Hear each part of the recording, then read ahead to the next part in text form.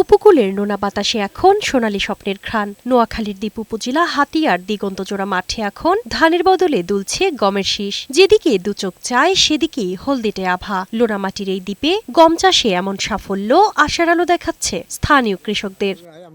একসময় সাথী ফসল হিসেবে জমিতে গমের আবাদ হলেও হাতিয়ে এখন বাণিজ্যিকভাবে গম চাষ হচ্ছে। স্বল্প সময়, কম খরচ আর অধিক লাভের হাতছানিতে কৃষকরা এখন ঝুঁকেছেন গম চাষে। আবহাওয়া অনুকূলে থাকায় এবার ফলনও হয়েছে প্রত্যাশার চেয়ে বেশি।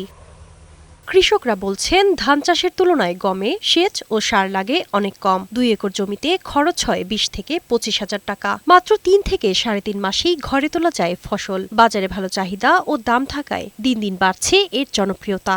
বাজারজাত যদি নিয়ন্ত্রণ আসে বা বাজার যদি উচ্চ মূল্য হয় তাহলে আমরা ভালো প্রতিফলনে আশা করতে পারি ইনশাআল্লাহ। এখান থেকে 30 থেকে 40 হাজার টাকা লাভ হবে। সরকার যদি আর সহযোগিতা করে, সার এগুলা বাড়ায় দিতে পারে তাহলে আমার ফসলটা আরো ভালো হবে ইনশাআল্লাহ।